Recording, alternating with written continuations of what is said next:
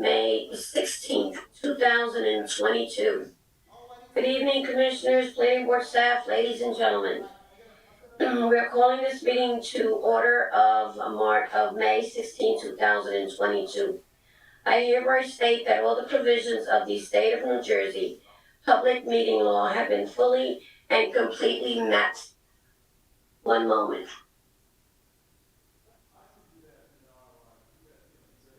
Sorry, 1 minute.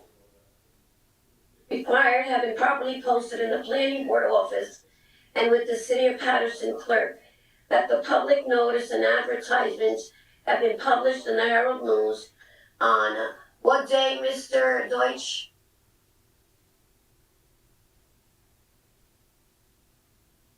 You're muted. One moment.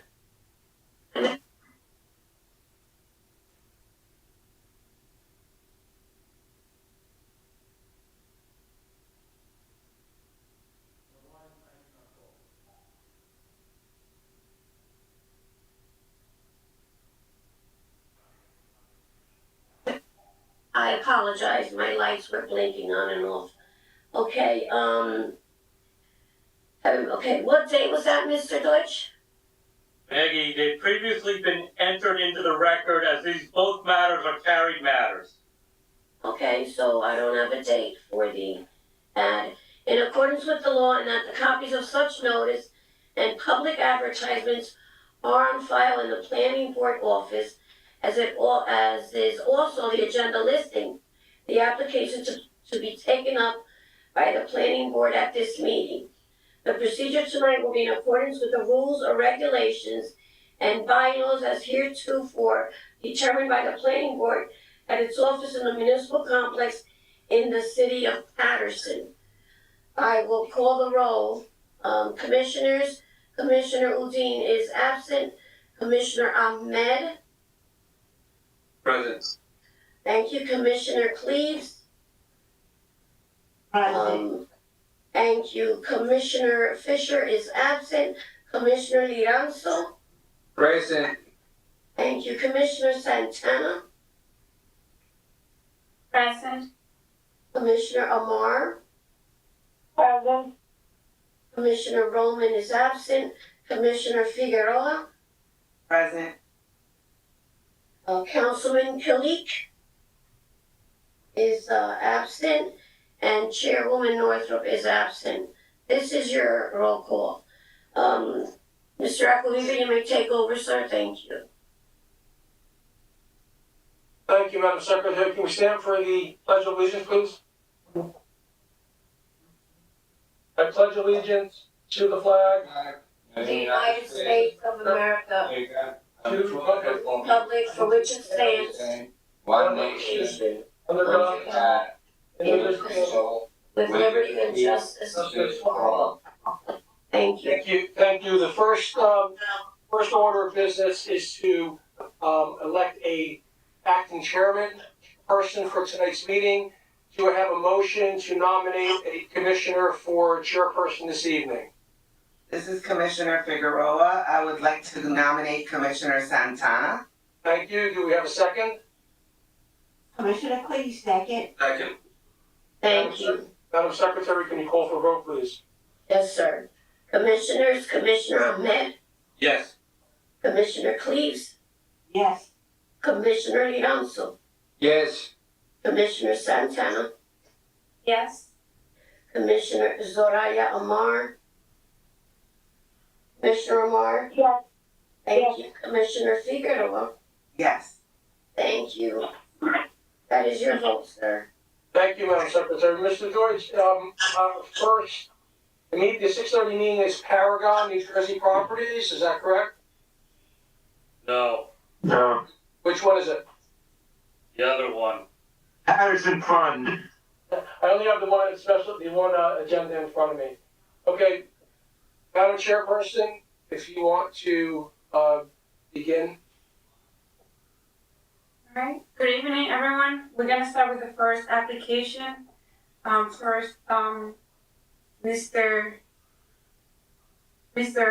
Rubin, are you Representative Paterson Fund? yes, Madam Chair, for the record, I am Michael Rubin, We represent Paterson Fund 1 LLC. This is for property at 95-117 16th Avenue, Lot 16 and Block 4316 in the city of Paterson. We do have several witnesses, and we are prepared to begin the application. Thank you. I'm gonna read the summary. On a vacant lot, the applicant proposed to construct Excuse me, Chairwoman, I need you to read the entire beginning of the agenda, starting with notice pursuant, or would you like me to read it for you? Can you please, will you mind reading that for us? Absolutely. Thank you. May I proceed, Commissioners? Yes. Thank you. Okay. Meeting of Monday, May 16, 2022, 6:30 p.m. Notice pursuant to the Open Public Meetings Act addressing effect of coronavirus measures on the next public meeting, consistent with the coronavirus related restrictions of Executive Order Number 107, given on Saturday, March 21st, 2020 by Governor Philip D. Murphy. The Planning Board of the City of Paterson will not conduct in-person participation of the public at all future meetings until further notice. However, public participation will be available by means of communication equipment pursuant to NJSA 10-4-8, commencing on April 15th, 2020. Excuse me. Though there may potentially be a practical need for a limited number of administrative, technical, or other city personnel to be present in or near the council chambers, 3rd floor, City Hall, 155 Market Street, Paterson, New Jersey, in-person participation of the public is prohibited. Nevertheless, for reasons of compliance with the said Executive Order Number 107, public participation will be available by calling 1-973-321-1579, meeting ID number 711-680-001. On the date and the time of the meeting is scheduled to commence. The public may also participate in the meeting by accessing the website of the City of Paterson, www.patersonnj.gov. The following matter will be heard this evening. Paterson Fund 1 LLC, 95-117 16th Avenue, Block 4316, Lot 16. This is an application of vacant lot, proposes to construct a new 4-story residential building with a total of 47 units. The first floor proposes a lobby, a package room, mailboxes, matter, and utility rooms, 2 stairwells, an elevator, and parking for 37 parking spaces. The second floor proposes 12 one-bedroom units and 3 two-bedroom units and a fitness room. The 3rd and 4th floors each propose 1 efficiency unit, 12 one-bedroom units, and 9 two-bedroom units. The roof plan indicates mechanical units and a 7,211 square foot roof terrace amenity area accessible by an elevator and 2 stairwells. The parcel has lot area of 17,475 square feet and has frontage along Summer Street and 16th Avenue. This proposal is within the RA-2 zone of the 5th Ward Redevelopment Plan. Variances are requested for the following. Rear yard setback as a minimum of 20 feet is required and 0 feet is proposed. Number of building stories as a 3.5-story building is permitted and a 4-story building is proposed. Lot building coverage as a maximum lot building coverage of 60% is permitted and lot building coverage of 77% is proposed. Lot impervious coverage as a maximum lot impervious coverage of 80% is permitted and 90% is proposed. And parking as 52 all-street parking spaces are required and 37 all-street parking spaces are proposed. This requires site plan approval and bulk variances, and this is their first appearance to this board. This is your agenda. This evening, Chairwoman and Commissioners, you may proceed. Thank you, Madam Secretary, Mr. Deutsch. Thank you, Madam Chair. Property taxes and sewer charges are current. Persons having a 10% or greater ownership interest in Paterson Qualified Opportunity Zone LLC are Matthew Florio, Raymond DeBooty, Radney DeBooty, and Alan Janekafer, all providing an address of 175 Broadway, Paterson, New Jersey, 07505. As indicated on the property survey prepared by GB Engineering and dated July 15, 2021, the parcel is rectangular shaped and is frontage of 300 feet on 16th Avenue, additional frontage of 58.25 feet on Summer Street, and side and rear yards of 58.25 feet and 300 feet. Parcel is located on the northwest corner of Summer Street and 16th Avenue. Parcel is area of 17,475 square feet for 0.40 acres. The survey indicates that the parcel has been cleared of any previous above-ground structures that may have existed in the past. The survey also indicates that the site is relatively flat. The elevation has a high point of 109 near its western edge and gradually decreases to 105 at its eastern edge. 16th Avenue is a one-way street in an easterly direction, and Summer Street is a two-way directional street. Evans Architects has prepared a 6-page architectural submittal revised to March 10, 2022. Sheet number S1 indicates the proposed site plan, the zoning ordinance table, the tax map, and the existing survey. The proposed site plan indicates that the building is to be rectangular in shape and placed 3 feet from both the 16th Avenue and Summer Street property lines, 5 feet from the eastern side property line, and on the rear property line. The building is proposed to cover 77% of the lot. Vehicular access into the site will be from a new depressed curb cut on 16th Avenue. The building has dimensions of 43 feet and 6 inches in width by 291 feet and 11 inches in length. A note on the plan indicates that the entire site and site perimeter is to be equipped with video security throughout public areas and site lighting along the traveled way and parking area. Surveillance cameras are to connect to the City of Paterson Police Department system. Sheet number S2 is the site plan details. The plan indicates site notes, lighting details, car overhang details, stop bar and traffic arrow, accessible parking stall, handicap parking sign, water service connection, sanitary sewer connection, permeable paver detail, concrete vertical curb, tree planting detail, shrub planting detail, and seepage pit section. Sheet number SE1 is the soil erosion and utility plan. The plan indicates site notes, the soil erosion and utility site plan, stabilized construction access, the sediment filter fence detail, and the inlet filter detail.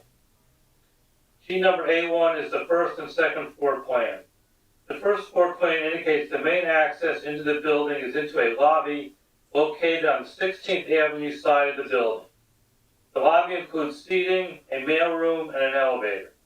An interior door leads to the 37-space parking garage, including 1 handicap space. There are 2 additional access points into the building. On Summer Street, an existing door leads to an interior stairwell located on the southwest corner of the building. On the southeast corner of the building, an exterior door is located on 16th Avenue that leads to a door leading to the second interior stairwell. North of the second stairwell enclosure, there's a refuse and recycling room that has door access to the parking areas and to the east side yard area. On the northwest corner of the building, mechanical rooms are proposed for sprinklers, gas meters, and electrical meters. An access door is located within the parking area. An entrance-only driveway is located on Summer Street that is 16 feet in width and 20 feet north of the corner intersection. As 25 feet from the corner intersection is a requirement, a variance is requested. The applicant should consider narrowing the entrance driveway. The one-way entrance driveway is 15 feet and 1 inch in width. 45-degree one-way angled parking is indicated. A 15-foot exit driveway is proposed with access to 16th Avenue. A bicycle rack is proposed within the parking area. Shrubbery is proposed along the rear lot line. 13 street trees are proposed along Summer Street and 16th Avenue. The second floor plan indicates 12 one-bedroom units and 3 two-bedroom units. The one-bedroom units range in size from 612 square feet to 690 square feet. The two-bedroom units all contain 903 square feet.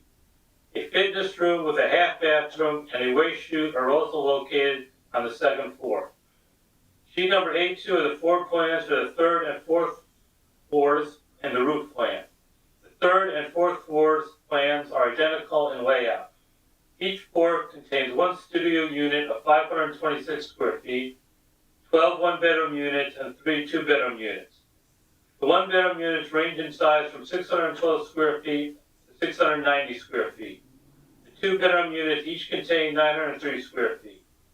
All 47 of the proposed units contain a mechanical closet, a full bathroom, and a combined kitchen, dining, living area. A trash chute is located on each floor. The roof plan indicates mechanical air condenser units and 7,211 square feet of amenity space that includes benches and seating. Sheet number A3 are the building elevations. The front elevation indicates a view from 16th Avenue and indicates the main entry door, the gated garage exit, and the door to the building side yard.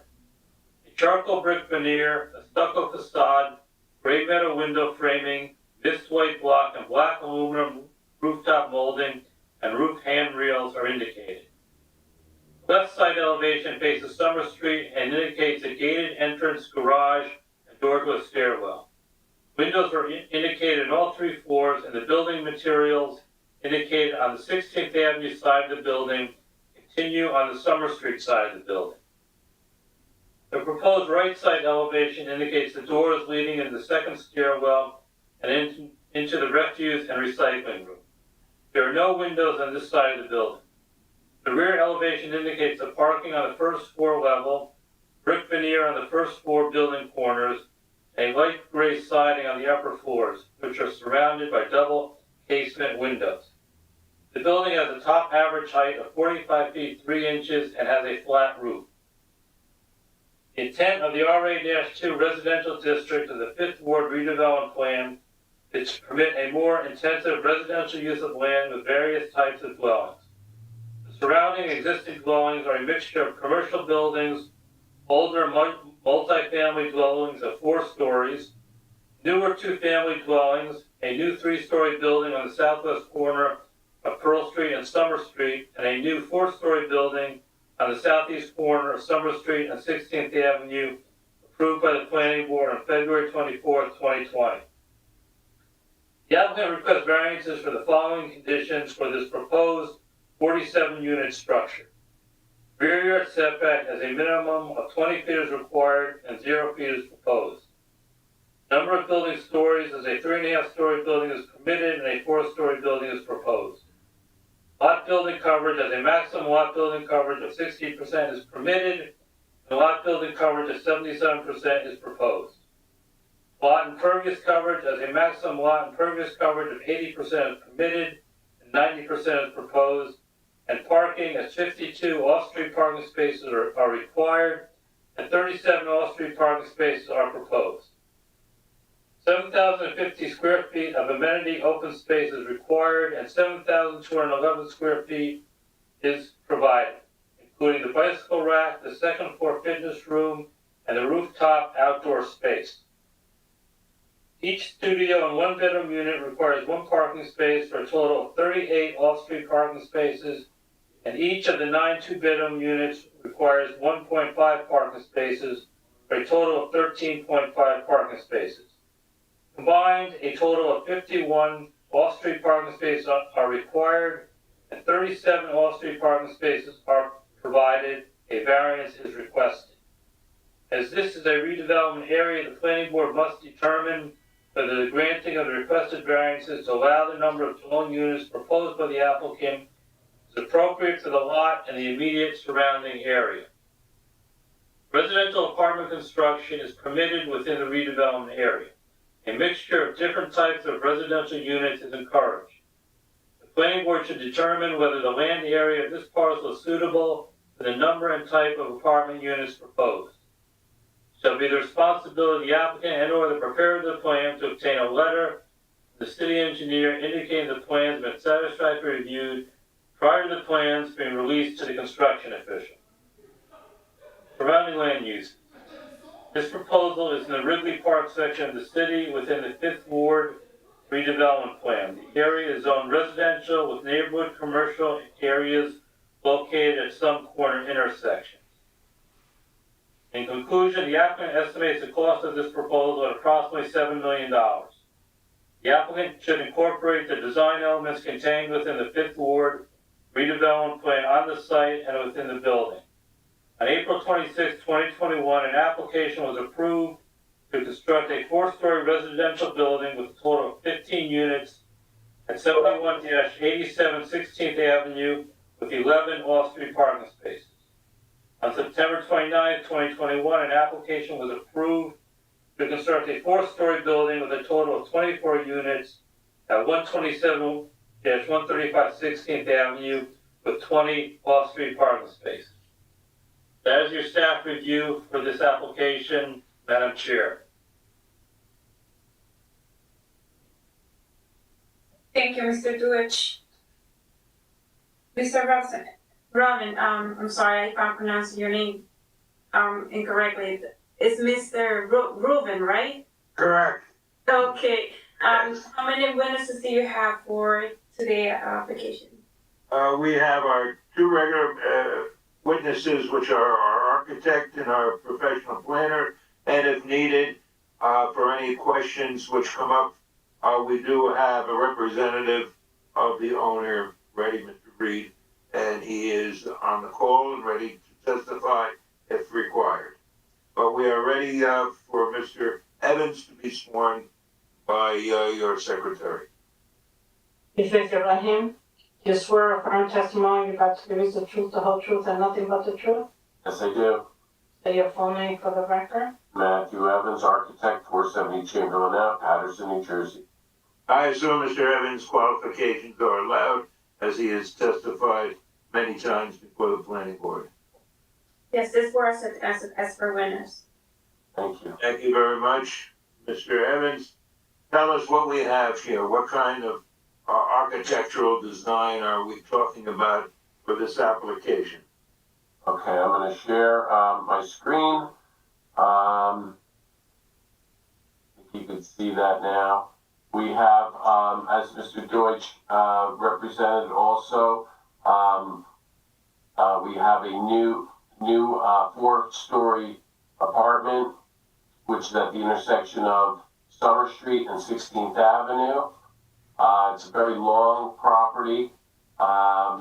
Basically, it's vacant now, and we have developed the apartment to fit on the site, which I believe we've successfully created adequate parking, open space, and fit the structure on the site.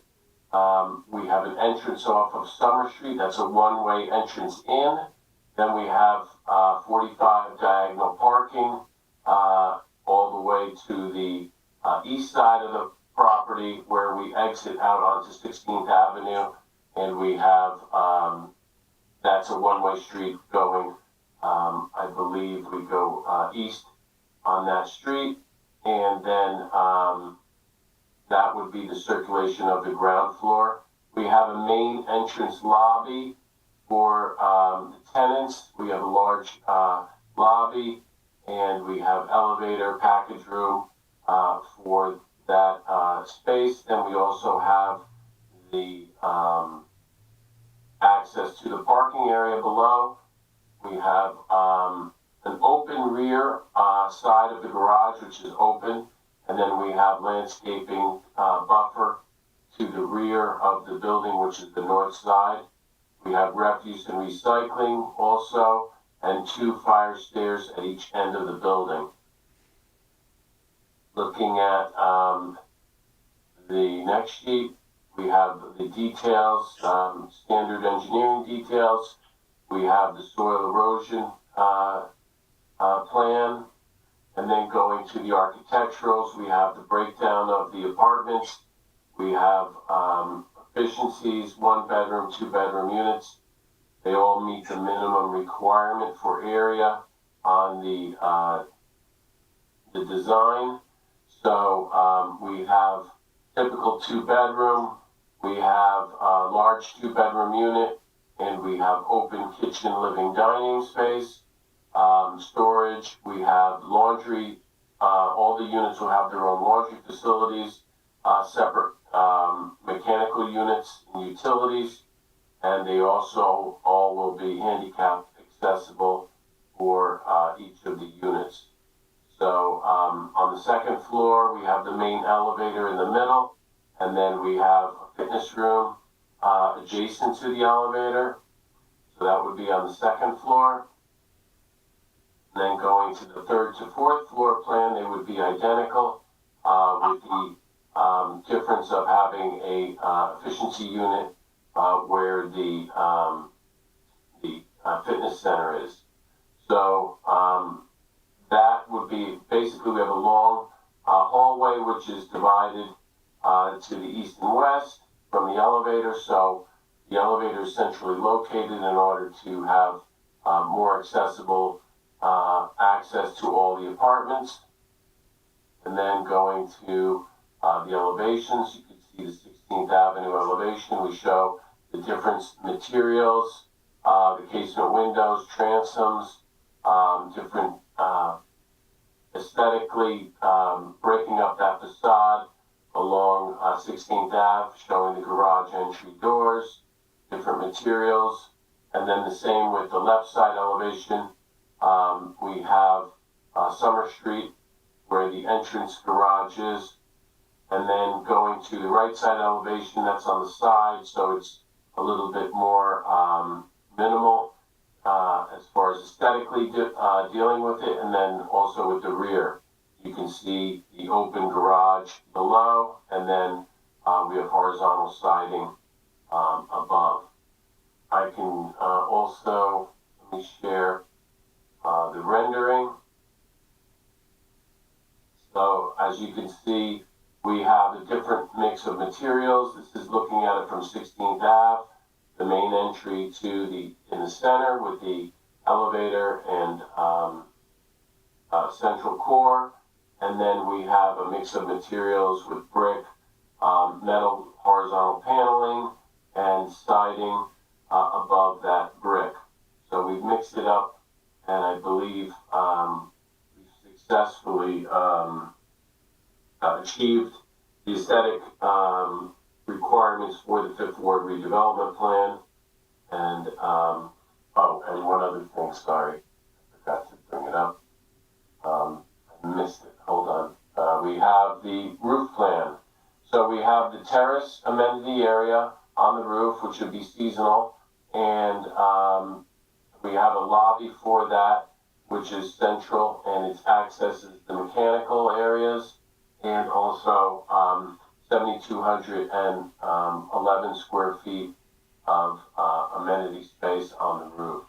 So including that, the terrace, and the fitness center, we provided the required open space. So that would basically be what we're proposing. Mr. Evans, the 5th Ward redevelopment plan has a requirement of 3.5 stories of elevation. We have a 4-story building. Is there any way that this can be built without 4 stories, and does this fit into the neighborhood? Is a 4-story building going to fit into what we already have in the 5th Ward? Well, there's several 3- and 4-story buildings in the neighborhood, and more 5-story, some down on 16th Avenue and Summer. We have another, there's a 5-story building across the way, and then we have down towards the west side, we have a new four-story building that's being constructed now, and some others in the neighborhood, and some of the older multifamily residentials also are very tall, and this would fit in with the massing of the other apartments in the neighborhood. So 3.5 stories, we're looking for a variance of 4 stories, which would be a half a story, and also we are under the required building height. So even though we're asking for a half a story, we meet the criteria for the height of the building. And as to the amenities, the recreational amenities and the open space amenities, we do have open space on the ground floor where there will be some plantings. Yeah, so there's plantings in the rear, then we've done aesthetically treated 16th Ave with some ornamental flowering trees along that street, and then we have the amenity on the roof, and also with the roof amenity, we would meet, we have about a 4-foot high wall around that amenity area, which would protect residents from the edge of the building. So that would be a safety feature on the rooftop, so that it won't be a dangerous situation on the rooftop. Right, so we're looking at 3'6" is the minimum, so we're at 4 feet, so we're a little bit taller and a little more private, a little bit of a safety factor there too. And there will be a methodology so that only residents of the apartment could utilize that space. Yes, it would only be for the quiet enjoyment of the residents, weather permitting. And also in the parking area. There will be a methodology also as to those residents who do have cars that want to park in that space. Yes.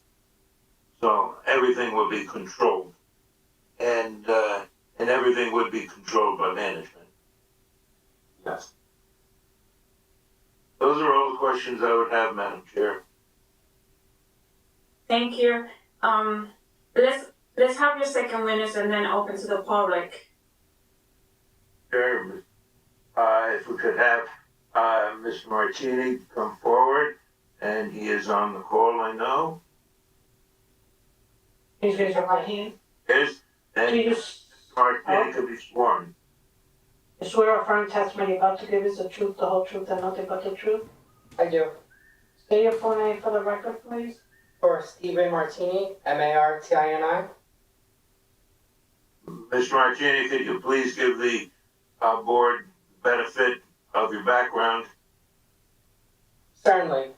I have a bachelor's and master's degree both in urban planning from Rutgers University. I have just about 9 years professional planning experience. I'm a licensed professional planner in the state of New Jersey, and I also have a national accreditation, which is the AICP, American Institute of Certified Planners. The last few boards I have testified for are the City of Plainfield, Township of Bloomfield, and I testified in front of this board, I believe it was March 2021. And your licenses are all in good order? Yes, they are. Yes, I would ask that the witness be allowed as an expert witness in planning. Yes, the board said Mr. Martini as an expert witness. Thank you, Madam Chair. Mr. Martini, give us the planning parameters, if you can, of this application. What are we looking at? Sure. So this is, again, 95 to 117 16th Avenue. This is block 4316, lot 16. It's a corner lot. It has front street frontages along Summer Street to the west and 16th Avenue to the south. It has an area of approximately 17,475 square feet. And again, this is in the 5th Ward redevelopment area. It's one tax lot that's vacant and cleared at this time. It's in the R2A district within the Fifth Ward redevelopment area. The intent of this district, as noted in the redevelopment plan, is to permit a more intense residential use of land with various types of dwellings. Density is maintained in the medium range, while building height is kept low enough to be generally compatible with 1 and 2 family residential development. So again, the project at hand is a multifamily residential building that will be 4 stories in height and contain 47 dwelling units with a mix of 2 studio units, 36 one-bedrooms, and 9 two-bedrooms, as well as 37 parking spaces and the array of amenities that Mr. Evans described earlier. So a quick summary.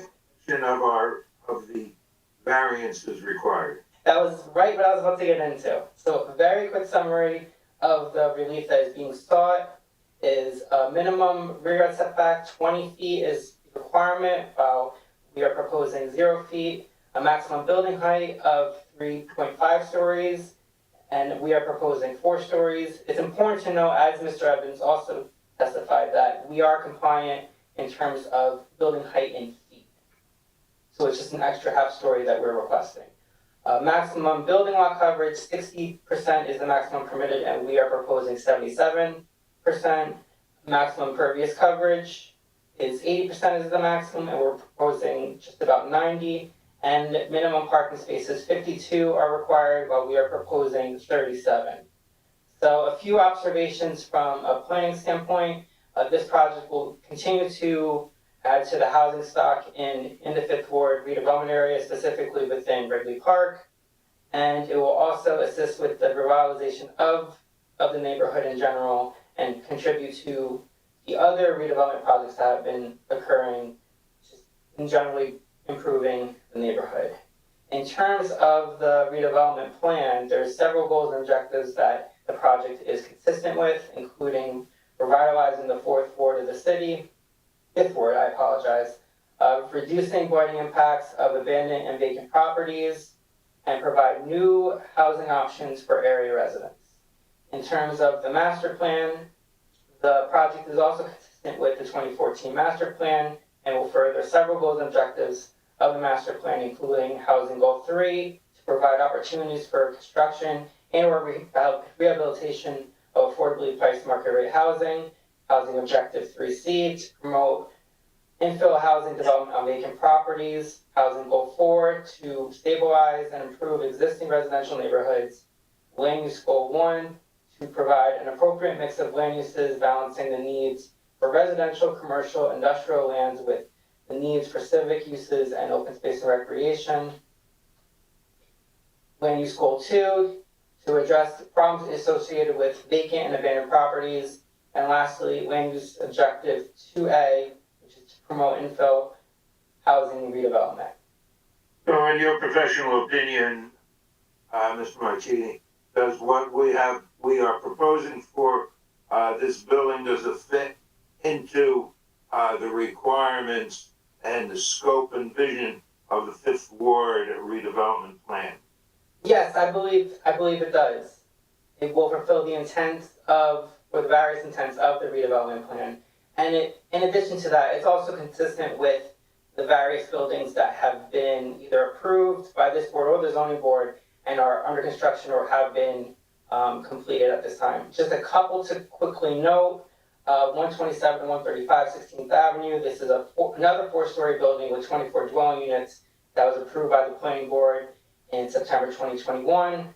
96 16th Avenue, this is immediately south of the project site, is 5-story mixed-use development containing retail to ground floor and 19 dwelling units, and that was approved by this board in February 2020. And 71 to 87 16th Avenue, this is 16 dwelling units within a 4-story building approved by this board in April 2021. And lastly, 58 Pearl Street, which is 13 dwelling units, and that is located approximately 80 feet northwest of the project site. And I actually have an exhibit to share at this time, if I may. Yes, certainly. Yes, if you could put it up. I'm getting there.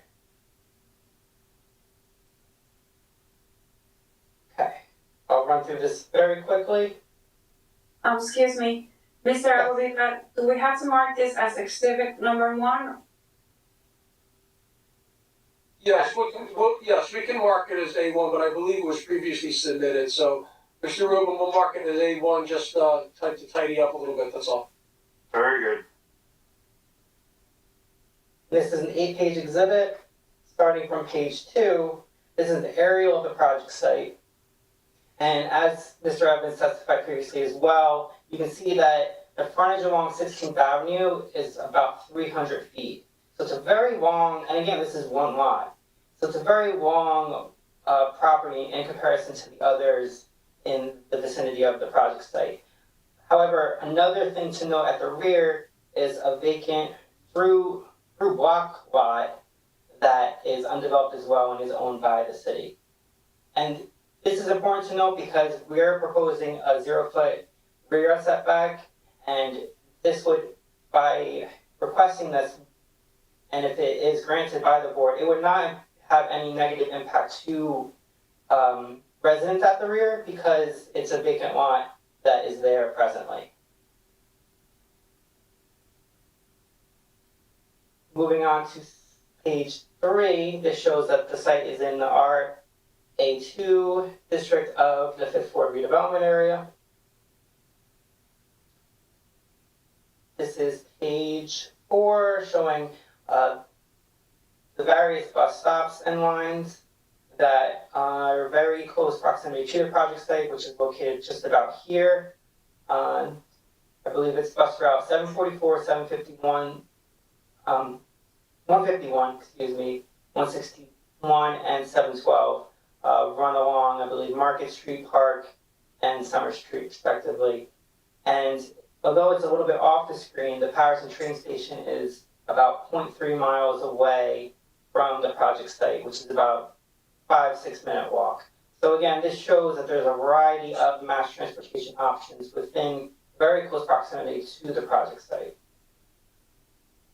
Moving on to page 5, this shows the existing conditions of the property. Again, it's cleared and vacant at this time. And this is page 6. This shows development that's under construction, that's 7187 16th Avenue that I mentioned previously. This is going to be a 4-story building with 16 dwelling units. And again, we're proposing a height of 4 stories, and this will be consistent with that project as well. This is page 7. This is 58 Pearl Street. This is another project that's been recently completed by the applicant. And again, this shows the consistency with what we are proposing as well. They would have somewhat similar appearance. And it's also within the R28 zone. And lastly, this is page 8. This is a view of Summer Street looking south. And again, this was the one project I referenced earlier, 96 16th Avenue. This has, I believe, a height of 4 or 5 stories. And to the, I guess, right, this is an older apartment dwelling that has 4 stories. So again, we are consistent with the height that's happening within this area of the 5th Ward, whether it's new construction or old.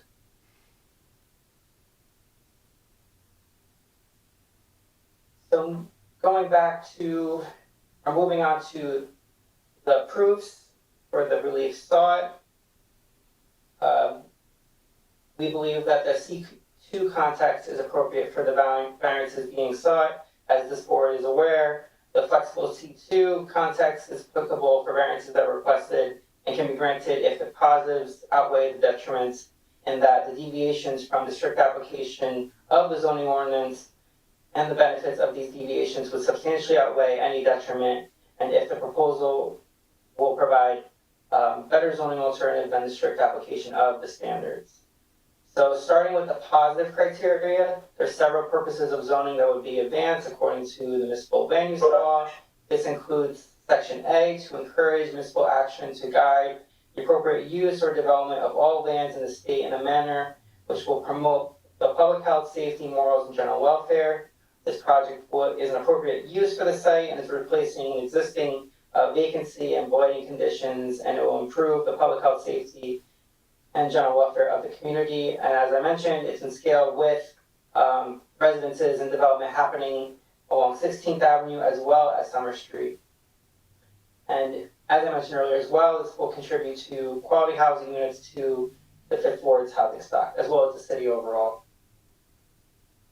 Section J, this is to prevent urban sprawl and degradation of the environment through improper use of land.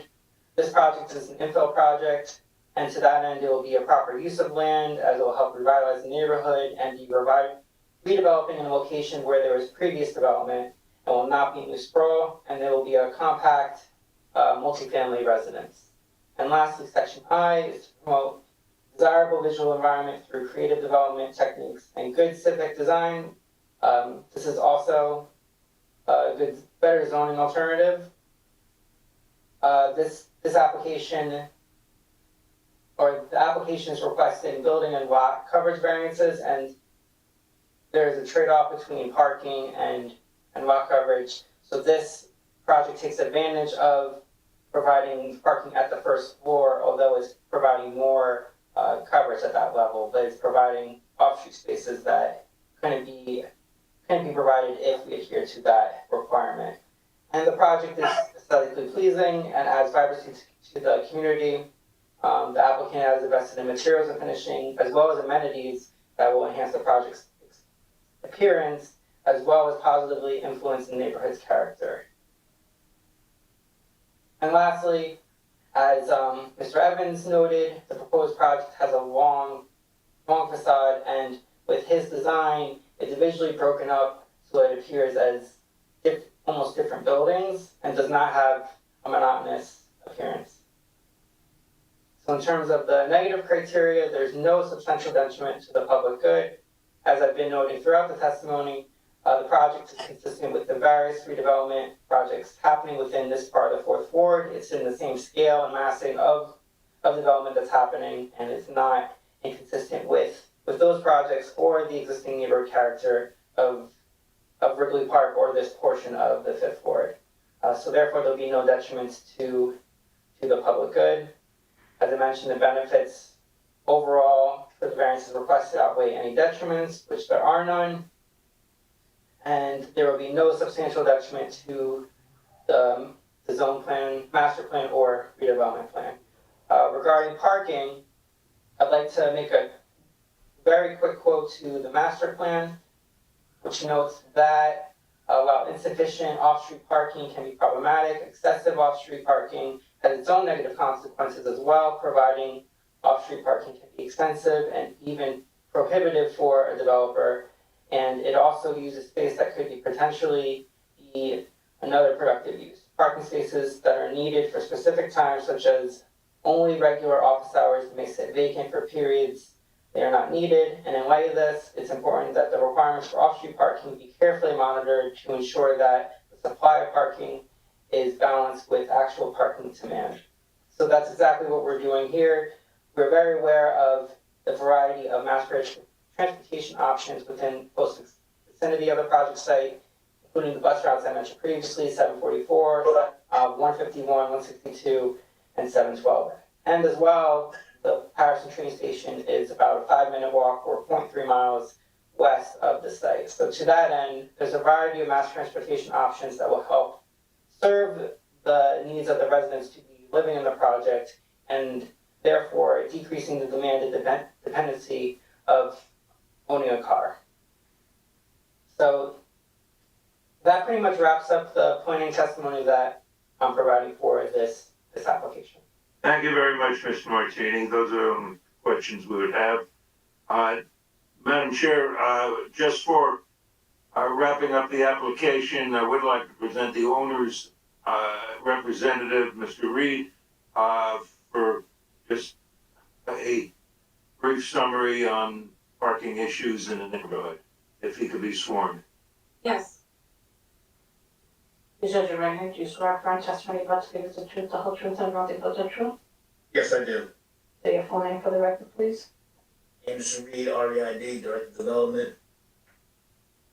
And Mr. Reed, just tell us what your position is with the application. I'm sorry, say again, Mr. William, Mr. Rubin? What is your position with the applicant? I'm Director of Development. And you are fully knowledgeable of the site and what has been there earlier and what is there today. And Yes. we are seeking a parking variance within the building, but could you tell us a little bit about the parking dynamics of what is happening on the street? Do you know the neighborhood better than most? Okay, well, one thing I could allude to, Mr. Martini nailed it dead on the head. You have along these routes here, 1 block over and 2 blocks over, bus routes, 744, the 712, the 161. These buses go from Wayne going up towards the Frequency Hill section, Wayne going towards Holbrook Mall, going to Saddlebrook, going 161 going into Manhattan. A block and a half to the west, we have the train station that goes into Hoboken, Scalkers Junction, PATH train. So there's plenty of mass transportation there. We don't really have a problem with our rentals with tenants and parking. Even all of our parking spaces that we do have, they're not 100% taken up. Tenants do have vehicles. A lot of them use ride share services, and a lot of them use public transportation. So, like, I don't foresee us having a problem with parking. I think we have sufficient parking for this project. I think this right here is, look at the rendering and architectural design that Mr. Evans did. I think it fits in very well with the 5th Ward redevelopment plan. Again, like how Mr. Martini stated, the way Mr. Evans designed this building is broken up, so it don't like it's one building. It looks like it's a couple buildings that are adjacent to each other. Furthermore, if this application does get approved, in the rear, like we spoke of, there's a lot in the back of this property that's owned by the city. Years ago, this was an old rail line, a train line, and it was vacant, abandoned, and given to the city. When I was a youngster, going back almost 100 years, they had basketball courts and asphalt service and recreation back there. And my ownership group gave me authorization, if this is to get approved, to approach the city and about bringing it back to like a park-like setting with like some benches, a playground area for the kids, and some couple more basketball courts there to bring it back to life. And that will also add enhancement to the neighborhood. And it is owned by the city at this time? It's owned by the city. For a while. Yes. Thank you very much, Mr. Reed. Madam Chair, those are the witnesses for this application. Thank you, Mr. Ruben. At this time, we're gonna open to the public. If anyone has any question, they can call at 973-321-1579. Meeting ID number 711-680-001. I'm gonna repeat it one more time. The telephone number is 973-321-1579. Meeting ID is 711-680-001. While we're waiting for the public to call in, any commissioner has any questions?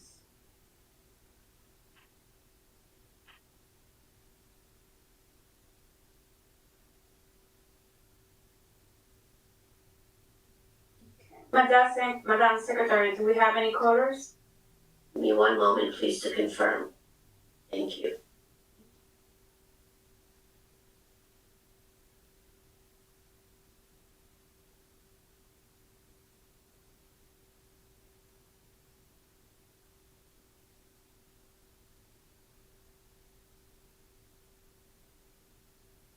Give me one moment, please.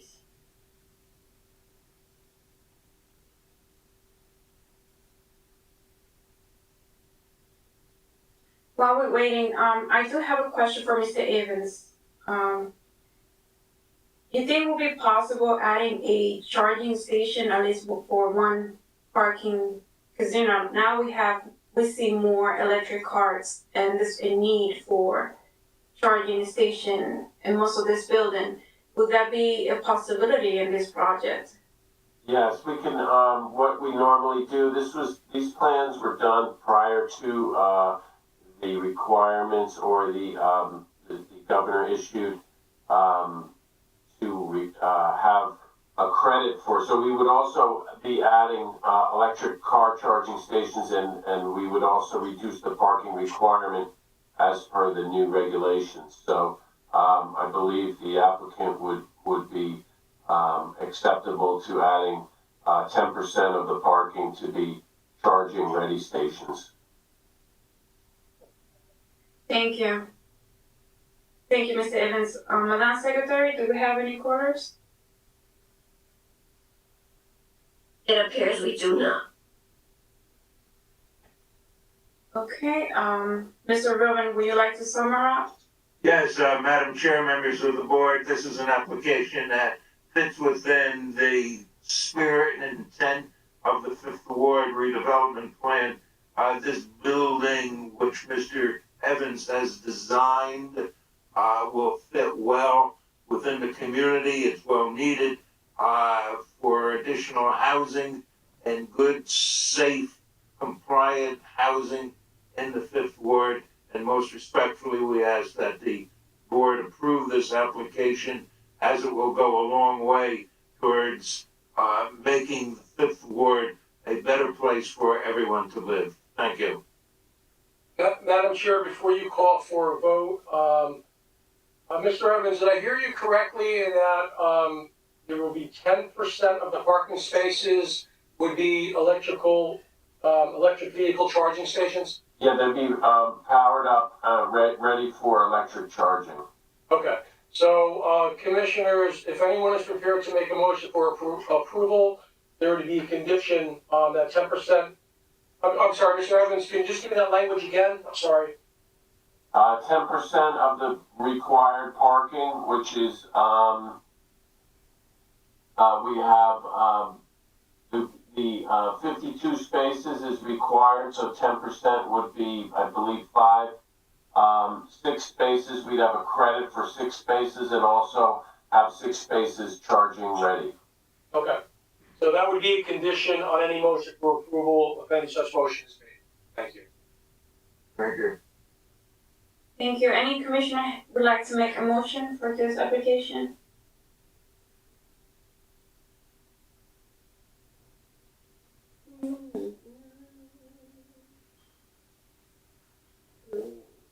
Okay. I will make a motion for approval.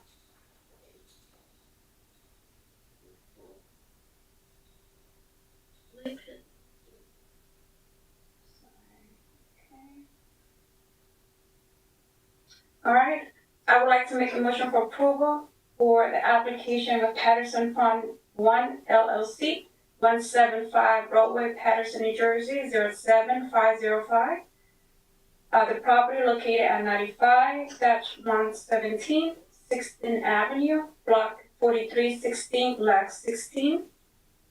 To be approved, subject to site plan approval, built variance, city engineer, HAP Soil Conservation District. Would any commissioner? I'll second, but I think we have to add the condition, and I'm sorry I had stepped away.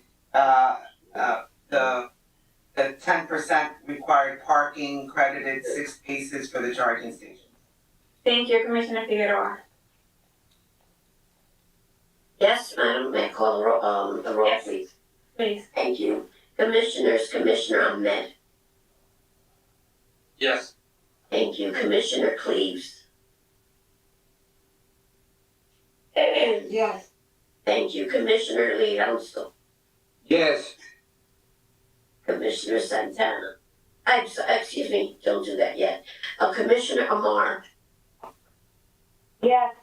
Thank you. Commissioner Figueroa Yes. and Chairwoman Santana. Yes. Thank you. Congratulations. Yeah, Thank you, Commissioner. Thank you, Madam Chairwoman. Thank you, members of the board. Thank you very much. Thank you. And And you've given us, and we leave the word to Mr. Merrick, my friend, Mr. Merricano. Thank you, Mr. Rubin. Madam Chair, we need to close this meeting. All right. Any commissioner would like to make a motion to close this meeting? Commissioner Figueroa would like to make a motion to close this meeting. And I second it. Okay. all carried. Okay, can you give me just, Madam Secretary, I do have the agenda, so I know you're sound a little. Can you give me 1 minute? I can read it. Okay. Thank you. I'm gonna call you now. Okay, we'll take, 2 minutes. Yeah, 2-minute break, that's all. All right, thank you. thank you for that, Al.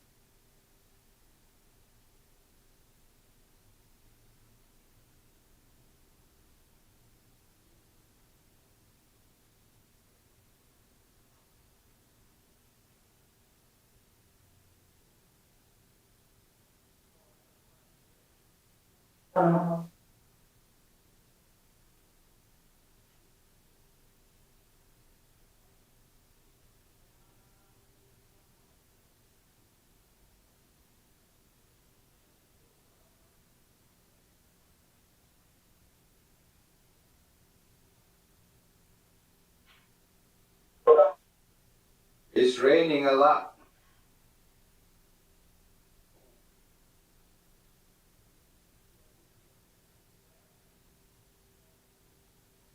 I hope you don't get wet, Michael. I hope so too.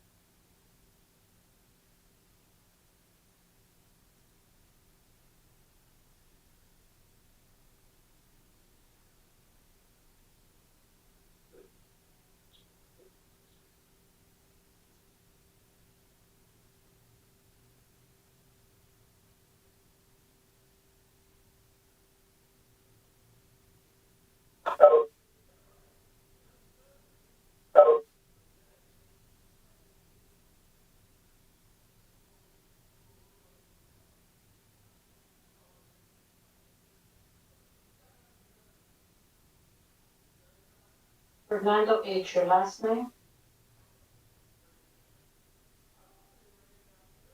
Last name Hernandez. Thank you. That's the applicant, Melinda, for the next case. Yes. How are you?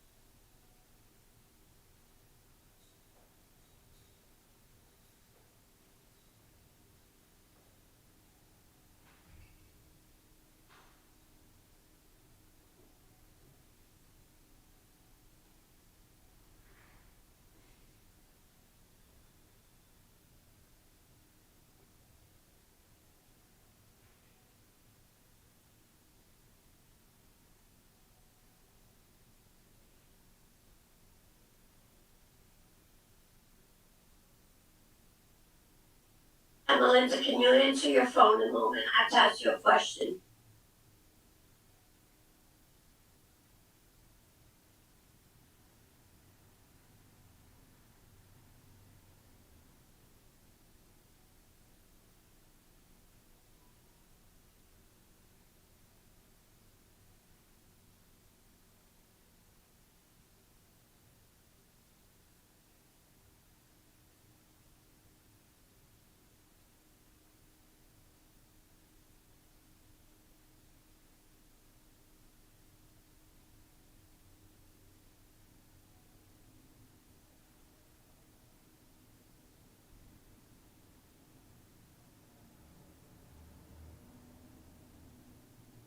Whenever you're ready, Chairwoman and Tana, whenever you're ready.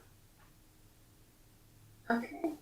So we have to do, to start from the beginning again. I guess they have to. Yes, I can do this for you if you like. Yes, please. Just, do we have to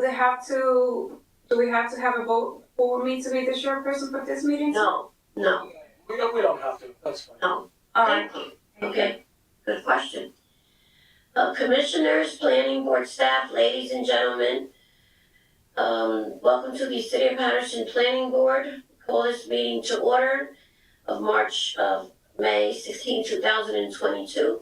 I hereby state that all the provisions of the State of New Jersey Public Meeting Law have been fully and completely met, that the notice of provisions required have been properly posted in the Planning Board office and with the City of Paterson clerk, that the public notice and advertisements have been published in the Herald News in accordance with the law, and that the copies of such notice and public advertisements are on file in the Planning Board office, as it is also the agenda listing the applications to be taken up by the Planning Board at this meeting. This procedure tonight will be in accordance with the rules, regulations, and bylaws as hereforto determined by the Planning Board at its office in the municipal complex in the City of Paterson. Please stand for the flag salute. I pledge allegiance to the flag of the United States of America, and to the republic for which it stands, one nation under God, indivisible, with liberty and justice for all. Thank you. Thank you, Madam Secretary. Madam Chair, would you like me to read the summary of the application in the record? Please, Mr. Wobula. Thank you. Thank you. This is the application of Paragon NJ Properties LLC, property being located at 358-364 Van Houten Street, block 4206, lots 6, 7, and 8. The applicant proposes to remove the existing building on lots 6 and 7 and construct a new 4-story residential building with a total of 24 units on lots 6, 7, and 8. The first floor proposes a lobby, an elevator, 2 staircases, a trash recycle area, a mechanical room, and 24 total parking spaces. Each of the second, third, and fourth floors propose 7 one-bedroom units and 1 2-bedroom unit. For the tenants' use, the second, third, and fourth floors also propose a gym, a workspace, and a storage area respectively. The roof floor plan proposes an area for the mechanical units and a rooftop recreation area. The combined lots have an area of 10,000 square feet. This proposal is within the RE2 zone of the 4th Ward Redevelopment Plan.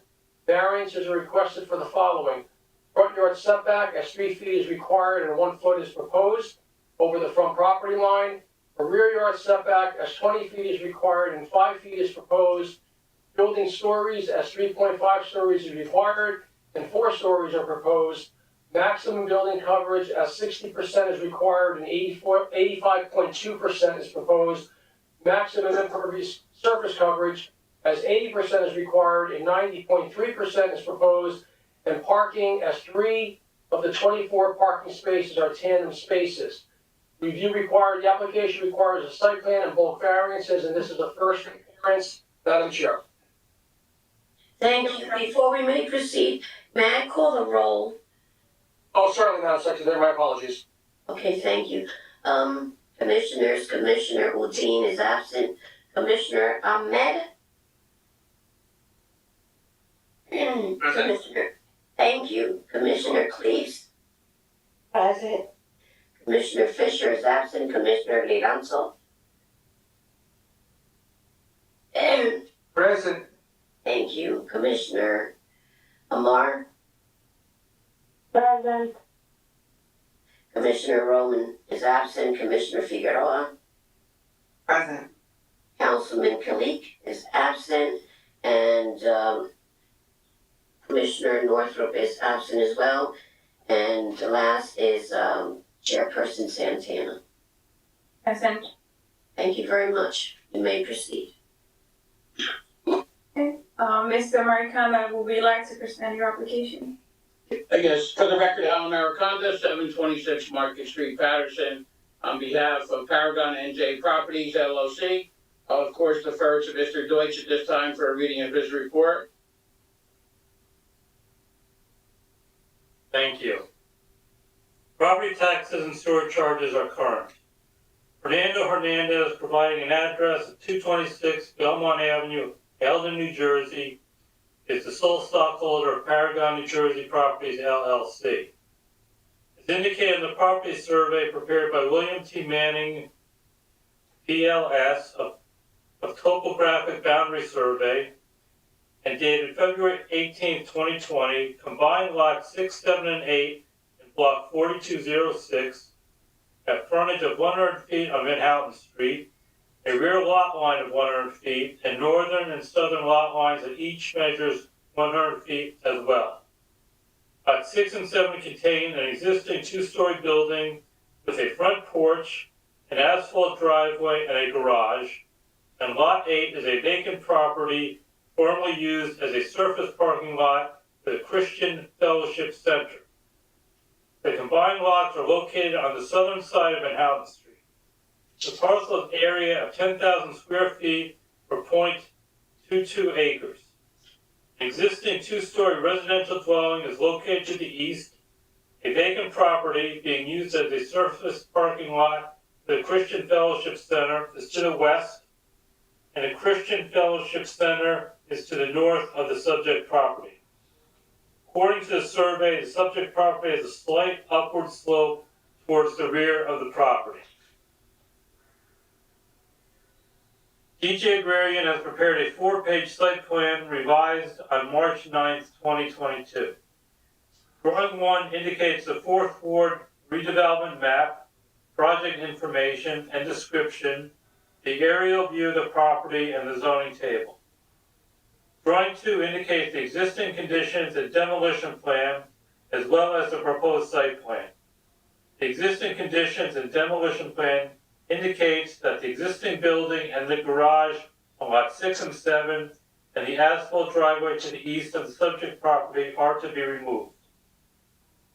The proposed site plan indicates that the proposed building is located 5 feet from the east and the west property line, 8 feet from the rear property line, and the northeast corner of the building is to be located on the front property line. The second through third floors are encroaching 1 feet over the front property line, and the building's canopy is encroaching 2 feet over the front property line. The site plan also indicates a parking garage accommodating 24 parking spaces. One space is a handicapped accessible parking space, and 6 parking spaces are tandem parking spaces.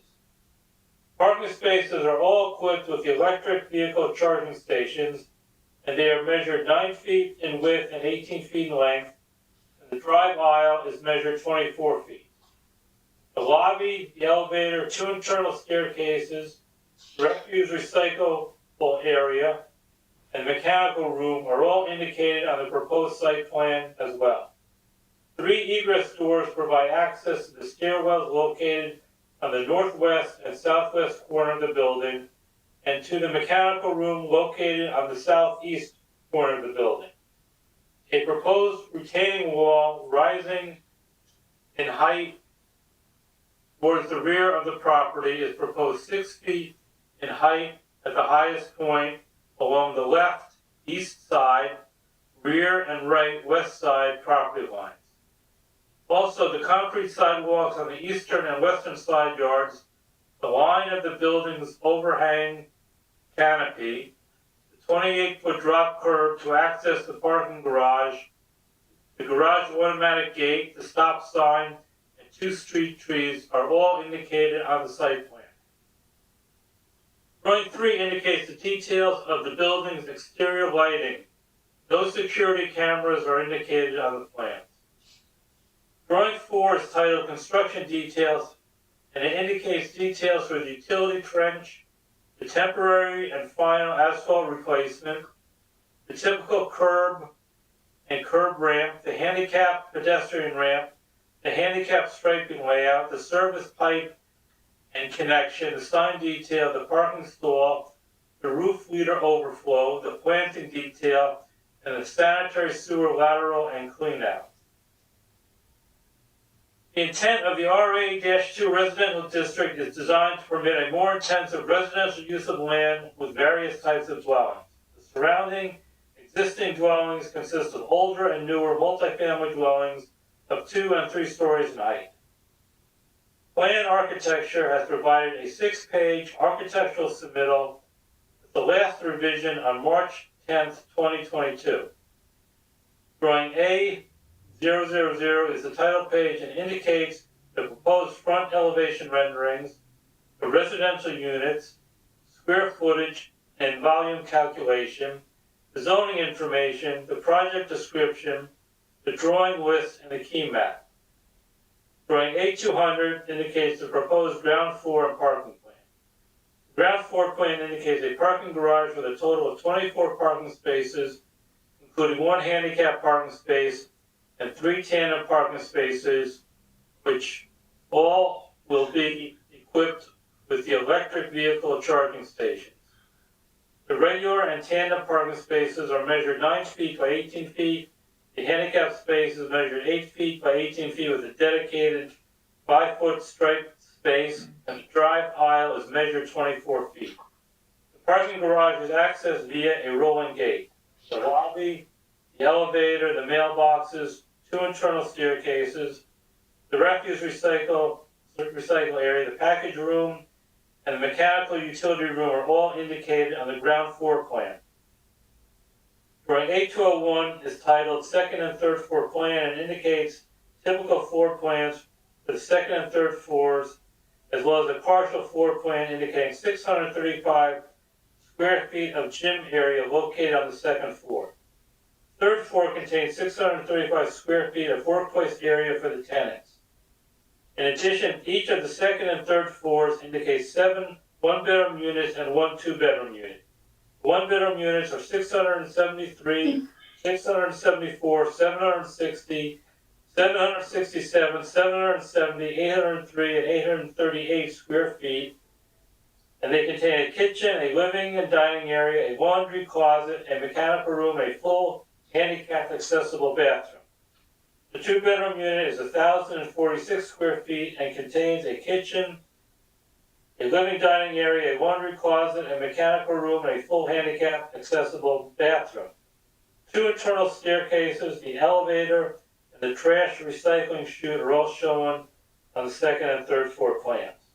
Drawing A202 is the 4th floor, and it indicates the 4th floor plan contains 7 one-bedroom units, 1 two-bedroom unit, the elevator, 2 staircases, the trash chute, and 635 square feet of storage area for the tenants.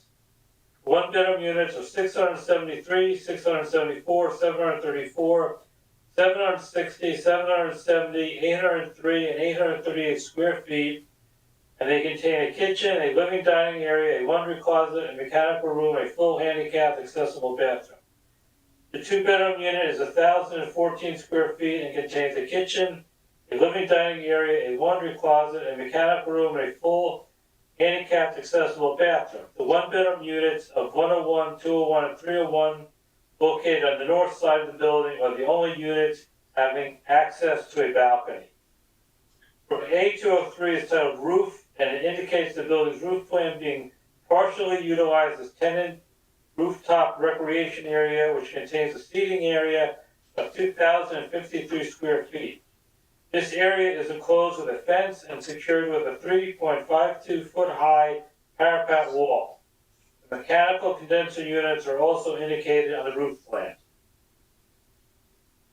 Drawing A500 indicates the front and right side elevation plans. The Manhattan Street elevation indicates the metal fencing around the perimeter, the building entrance, and the garage gate access with a metal canopy on top. The building will have a brick veneer for the first floor, and the northwestern corner of the building will have a brick veneer for the first floor, and the northwestern corner of the building on all of the floors. The second and third floors will have a horizontal siding and AZEC and black metal panel and single, double, and triple windows. The fourth floor and the roof elevator lobby will have a vertical board AZEC cornice and single, double, and triple windows. The units on the northeastern corner of the building on all floors will have a decorative window railing, and the units in the middle on all floors will have a balcony. The right side elevation plan indicates a brick veneer, a horizontal siding, a composite band, a black metal, an AZEC panel, and single and double windows for the facade. This elevation also indicates a height of 3.5 feet from the roof deck to the edge of the parapet. The left side elevation indicates a brick veneer, a horizontal siding, a composite band, a metal fencing, and double windows for the facade. The rear elevation plan indicates a brick veneer, a horizontal siding, a composite band, a metal fencing, and single and double windows for the facade. The applicant proposed a height of 41 feet for this building. Variances are requested for the following. Front yard setback is 3 feet is required, and 1 foot is proposed over the front property line. Rear yard setback is 20 feet is required and 5 feet is proposed. Building stories is 3.5 stories is required and 4 stories is proposed. Maximum building coverage is 60% is required and 85.2% is proposed. Maximum impervious surface coverage is 80% is required and 90.3% is proposed. And parking, as 3 of the 24 parking spaces are tandem spaces. There is a requirement of 3,600 square feet of an open space tenant amenity area for this proposal. The applicant is proposing a total of 3,958 square feet of amenity area for the tenants, of which 635 square feet is devoted to the gym area on the second floor, 635 square feet to tenant workspace area on the third floor, and 635 square feet to private storage area on the fourth floor, and 2,052 square feet to the tenant's amenity area on the rooftop. As this is a redevelopment area, the planning board must determine whether the granting of the requested variances to allow the number of dwelling units proposed by the applicant is appropriate for the lot and the immediate surrounding area. Shall be the responsibility of the applicant or to prepare the plan to obtain a letter from the city engineer indicating the plan has been satisfactorily reviewed prior to the plans being released to the construction official. Surrounding land uses. This proposal in the Wrigley Park section of the city. The surrounding neighborhood is mainly residential, with the Enrichment Center for Women, Children, and Families located on the southeast corner of Carroll Street and Manhattan Street, and the Christian Fellowship Center located on the northeast corner. Concluding remarks.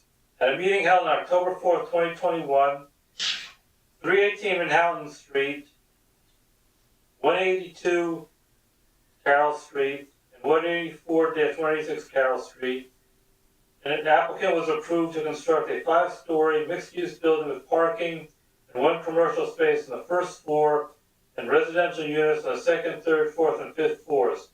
A total of 32 residential units and 3 parking spaces were proposed. 9 parking spaces were tandem parking. The applicant estimates that this proposal will cost approximately $5 million. The applicant should incorporate the design elements contained within the 4th Ward redevelopment plan on the site and within the building. That is your staff review for this proposal, Madam Chair. Thank you, Mr. Deutsch. Mr. Maricondo, would you like, how many witnesses you have for this? Yes, thank you, Madam Chair. We'll be calling my architect, our engineering site plan witness, and the applicant to ratify our testimony. Thank you. You can call. Thank you very much. First of all, thank you for hearing us on a special meeting basis on a Monday night. That is really appreciated.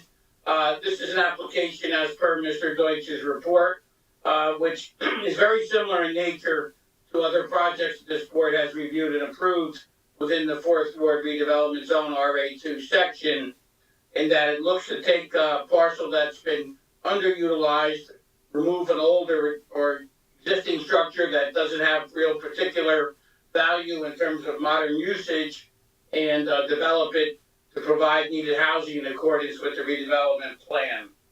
So what we'd like to do is call as our first witness Mr. Frank Choi of Plan Architecture in terms of his presentation.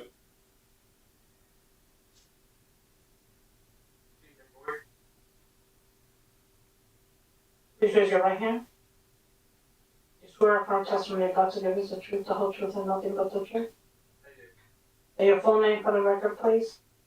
It is Frank Roya, Eroia. Mr. Troy, could you give us your professional background and licensing, briefly, if you would? Sure. So I graduated from New Jersey Institute of Technology with a Bachelor in Architecture. I work for Plan Architecture. We're located at 267 Pascack Road in Township of Washington. I've worked there for 9 years now. I'm a senior architect there. I am licensed and in good standing in the state of New Jersey for architecture. I've appeared before the Paterson board before, as well as many other boards throughout Northern Jersey. Would ask that he be accepted, Madam Chair. Thank you, and this board has to ask for witness. Thank you. Is the volume okay on his, or do we need to come up a little bit? Come up a little bit. Okay, I thought so. Frank, see if you can take care of that. Thanks. Frank, obviously you've heard Mr. Deutsch's report, which has covered extensively your plan. Just, if you would, give us some highlights about how you looked at this site and designed it. Sure. So one of the key things when we were looking at this site is we wanted to make sure we, one, try to maximize the site to provide as many units as we can without having too many units for the number of parking spaces we could fit. So parking was the first study we did, seeing how many parking spaces we could fit on the lot. Also, while respecting the setbacks as best as we can to ensure fire safety, mainly from a building code perspective. I know we're not needing these setbacks, required setbacks on all the yards, but as per building code, we do meet their minimum 5-foot requirement, and that is the most safe way, for a building. After that, we started to develop, floor plans for the unit plans, and the applicant, the client, came to us and he wanted to. Mr. Troy, is it possible for you to share your, Sure. Thank you. Apologize. Okay, so, moving on to the floors, he came to us saying he wanted to design, while maximizing as many units as we could fit, also keep, nice, spacious units, not that they were small and cramped. We wanted to, it was important to us to provide, as many amenities as we could to the, residents that will be living here, and we believe we fulfilled that. As Mr. Deutsch pointed out, we are proposing 3 stories of residential over 1 story of parking, so it will be a mini podium building. This allows us to have complete flexibility of the floor plan over the parking. All 3 stories are completely identical with modifications to just some bump outs and really just some bump outs along the front facade. We are proposing 24 total units. 21 of them are 1 bedroom. They are averaged about 755 square feet, which is pretty standard with a 1 bedroom that you find on today's market.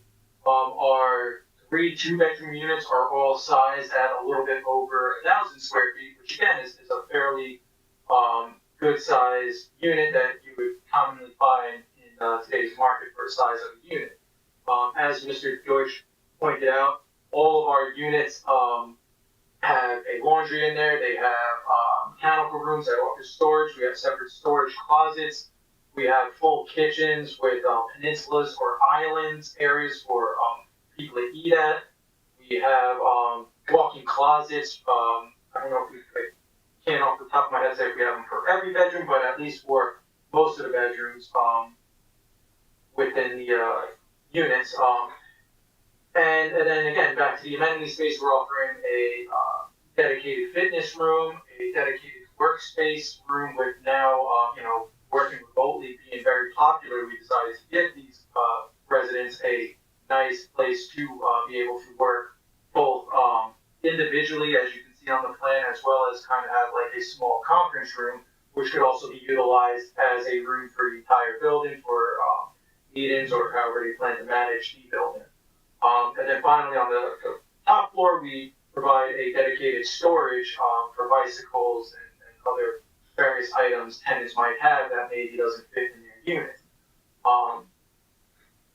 So currently what I am showing on my plan right now is the second and third floor plan. You can see all of our units. We try to provide as much natural light into the units, and that's why we go so extensive with the double windows rather than the single windows. We believe that natural light, natural ventilation is always the best.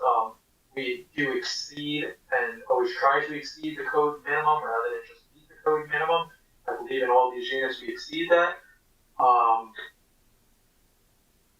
than that, I will go to the fourth floor plan. Again, they're stacked units. The only difference is along the front here, we don't have these bay window bump outs, so that's why these units on the fourth floor are slightly smaller, but still overall good sized units. Maintain the same characteristics of the matching units on the floors below. Again, as Mr. Deutsch pointed out, along the front facade, we provided Juliet balconies as well as full balconies for some of these units on the front. They'll be slightly more premier units for a building. We also provide throughout the entire building a garbage chutes and recycling chutes located at the rear of the building over here. What this does is it helps minimize any mess that might be caused by individual tenants bringing their trash out to a separate dumpster. Here they just bring it down the hallway, dump it down the chute, and the property management company will handle taking the garbage out of the garbage room on the ground floor and getting it to the road, or however, I don't know how the town handles the garbage collection for developments like this. But they will handle that, and we have found with other developments we've done, that is always the ideal situation because it just makes everything stay cleaner. You don't have residents bringing trash down in the elevator, stairs, etc. Finally, I'll bring you to A203, which shows our rooftop. As Mr. George pointed out, we are providing a rooftop amenity rec space. Up here, we'll have a series of lounge areas, hangout areas, some grills for cooking, and we will also house any mechanical equipment on the roof. We always try to locate the mechanical equipment centrally on the building so that it is not visible from any vantage point from the street, or obviously if you install a building, you'll be able to see it. But we always try to minimize any site to mechanical equipment that we can. Also, by having a 3-foot parapet around the perimeter, you tend to be able to hide any vents that stick up through your roof as well. And we feel that that just helps create a cleaner look and aesthetic. I will bring you to sheet A500, which shows the proposed front elevation as well as the proposed right side elevation. I'll walk you through the front. Here we're proposing what is traditionally known as a tri-part facade, where we have a masonry base, we have a horizontal side-in mid-band section here, where we also have these bay window bump outs that provide some relief to the facade. And then along the top, which is normally where the cornice goes, we provide another material of vertical board and batten. All of these breaks in the horizontal plane help break up the massing of the building. However, on the right side, we propose the brick going up almost to the top of the building, and that is to provide an anchor to the building. Otherwise, it would feel a little bit light and unbalanced. So we feel that this helps create balance while adding a nice aesthetic. For the railings along the Juliet balconies and the balconies, we are proposing a black metal railing. We feel that, again, this goes well with the aesthetic of the building. The canopy that we are proposing on the front that was also mentioned, it's going to be 1 foot over the front setback line. The reason for requesting this variance is we want to try and provide a covered entryway for the residents and any visitors that might be coming into the building by allowing us to protrude that 1 foot out over setback line. We are able to provide about 3 feet of coverage, which provides a nice, safe environment for anybody to wait outside the building to be let in. it reduces the risk of any ice forming by the door and potentially somebody slipping on it. So that's why we did show it, and that's why we are requesting it. It's also good to know that the height of that canopy will be roughly about 9.5 to 10 feet above the sidewalk outside of it. So it's well above any ADA obstruction or typically any obstruction that is allowed within the right of way.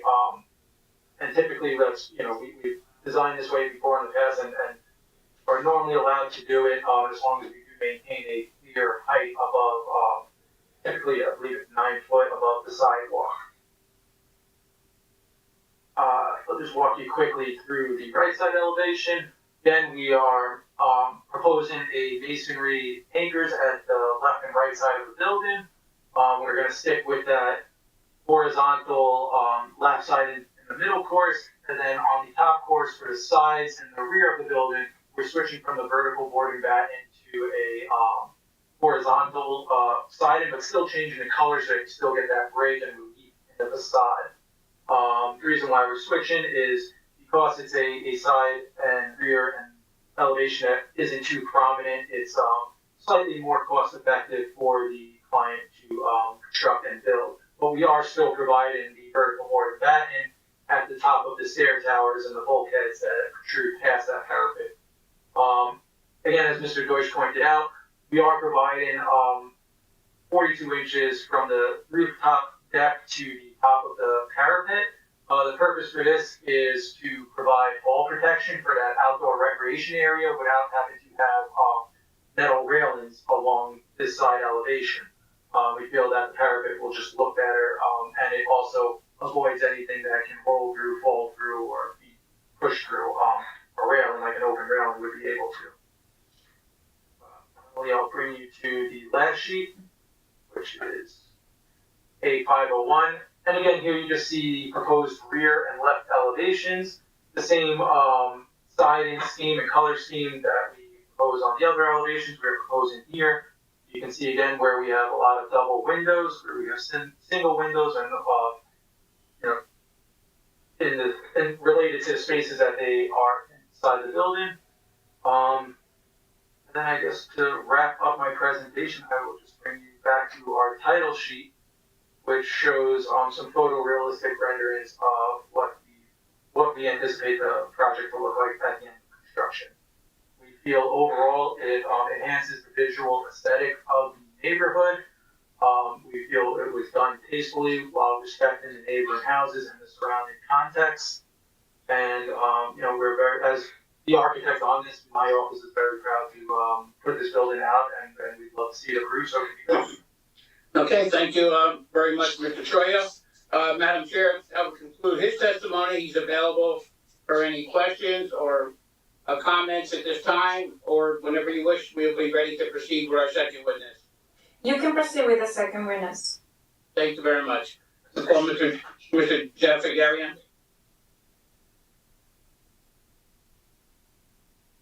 Please raise your right hand.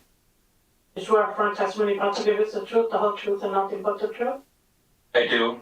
Say your full name for the record. Sure, Jeff Egarian, Egarian, licensed professional engineer in the state of New Jersey. My license is in good standing.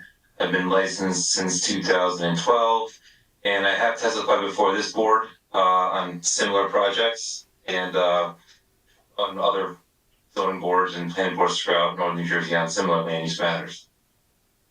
We accept Mr. Adrian as an expert witness. Thank you. Thank you very much, Madam Chair. Mr. Garian, obviously you've heard Mr. Deutsch's report, as well as Mr. Troya's architectural testimony this evening. Could you give us the benefit of your site plan, and if you would post it, and we could proceed from there? Sure.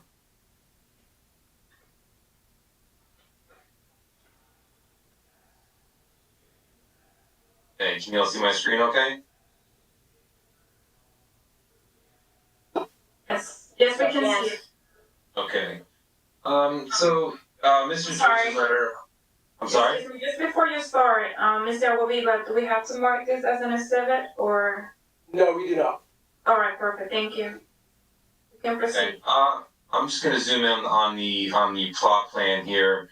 Mr. Deutsch's letter covered, gave a great description of the project, so I'm not gonna regurgitate a lot of the same information, but obviously with this site, the lot is the combined lot area now is 10,000 square feet. The lot is predominantly occupied by the proposed building, with the footprint being approximately 8,500 square feet out of a 10,000 square foot lot. So the lot is essentially impervious. We have 2 sidewalks on the east and west side of the building to allow access to the mechanical rooms, which increases the impervious area just slightly a little bit more. The other main feature of this lot, due to the grading, is the installation of a retaining wall around the perimeter of the lot. That obviously is necessary to allow for the building to be maintain a solid grade, and the wall at its highest point in the southeast corner of the property is approximately 6 feet. The wall will be a masonry type construction with a footing, so there will be no geogrid or any reinforcement impacting the adjacent lots. The roof leaders are proposed to, we indicate some downspouts indicated by the blue lines, and those roof leaders will discharge through the curb line onto the street, where it will flow along the curb line and then get routed into the city sewer system and the stormwater system. Utilities will be maintained along Van Houten Street, sanitary and other utilities, and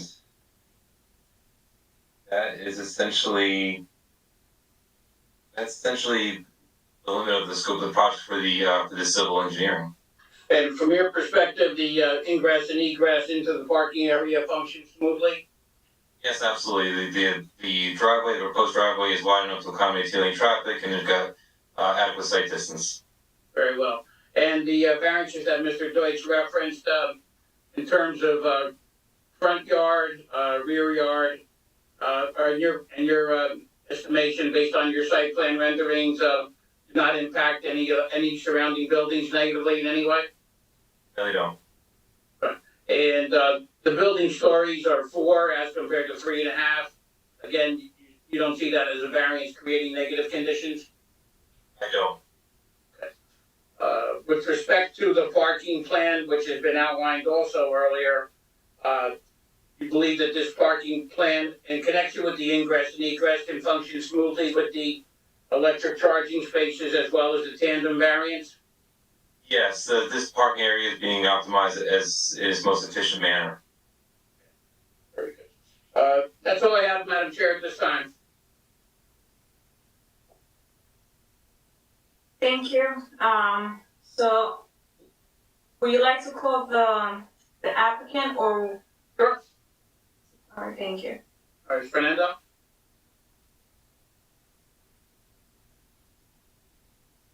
Please raise your right hand. Yes, I'm here. Can you hear me? Adam? Yes. Yes, we can. Please raise your right hand. You swear affirm testimony you're about to give is the truth, the whole truth, and nothing but the truth? Yes, I do. Can you please state your full name for the record? Fernando Hernandez. Okay. Fernando, you are the principal of Paragon NJ Properties LLC, right, as sole manager? That's correct, yes. Okay. Obviously, you've heard all the testimony and reports this evening. Are you in full agreement with those? Yes, I am. Okay. One point I wanted to ask you about is the description from our architectural expert described how the garbage and recycling would function. Did you plan on having a private garbage removal or public in this case? I'm leaning more towards private, just because just I can get the public one has a fixed dates of when the garbage is picked up. If I go private, I can kind of like adjust depending on how much garbage time is used. If I have to do it once a week or if I have to do 3-4 times a week, if I go private, I have that option. If I go public, then I'm really restricted to just twice a week. And okay, that's been your experience in the past as well? That's correct, yes. And you have developed other sites within the city of Paterson, is that correct? Yes, I have. Okay. And with respect to cameras and security. Could you tell us how you plan on operating the building? Well, on my current building, I'm just wrapping up right now. It's 24 unit, similar to this one here. We have 25 security cameras. What I'd like to get is the whole perimeter of the property. So my other building, from the cameras, I can see the entire perimeter of the property. I can get a visual of every car that parks in the parking lot. I can get a visual of every hallway. I can get a visual of the community rooms. I can also get a visual of every apartment to each tenant. So if anything happens in the building, I'll have some type of, we'll have some type of visual of what's going on. Okay, good. And I'm not sure if I asked you, but you do agree with all the testimony offered by our professionals? Yes, I do. I just want to add one comment. It was just in regard to the floors. 3.5 is the restriction. It's kind of like the requirement. We're going 4. I just want to point out that we are staying within the height of what the city requires for this project. In fact, you're correct that 45 feet is permitted, and we're actually 4 feet below that in terms of actual height and foot. Exactly. Yeah. Correct. And you're confident that this parking plan will function in your estimation for your tenants? Oh, definitely. It definitely will. And I also want to add, because I know a lot of developers now, they're putting electric chargers, but everyone is limited to electric chargers to the state gives as far as the advantage, the 10%. I'm going full blown. Every single tenant will have access to an electric charger. I'm doing that because I have an electric car myself, so I know you'll be able to plug in your car when you get home and just plug it out. Wake up in the morning, you have a full. I like to call it full gas to tank, but obviously it's electric. But you know what I mean. So. Right. Okay. Madam Chair, that will conclude the applicant's testimony. Thank you. Thank you so much. So now we're gonna open to the public. Anyone that has any questions can call to 973-321-1579, meeting ID 711-680-001. One more time, the number is 973-321-1579, meeting ID is 711-680-001. While we're waiting for any callers, any commissioner has any questions? Hi, this is Commissioner Figueroa. My question is, in reference to, or if you could go over the rooftop amenity, the access that they're gonna have, like via fob. Can you just go over that a little bit more in detail? Fernando, would you like Frank to cover that? Or what? I'll cover it because I think it's something very specific as far as how they're gonna access it. So, the way the tenants will access it, will be through a security code. So, I have a security code, and I can also program the lock so that it only gives access like during adequate times that I would consider adequate, because obviously it's on the roof. You don't want people up there at 3, 4, 5 in the morning. Oh, I love that. I love the rooftop amenity part of this, though. All right, cool. All right, you're welcome. Thank you, Commissioner Figueroa. Any other commissioner has any questions? So, Please. we don't have. Excuse me, Go ahead, Commissioner. Crystal, go ahead. Can you tell me what the cross streets are on Van Houten and where this location is? Sure, that would be Rosa Park and Carroll Street, gentlemen, am I correct? Yes, that is correct. It's right in between, right in the middle of those. Rosa Parks and Carroll? Yes, 2 of the finest streets in Paterson. Yes.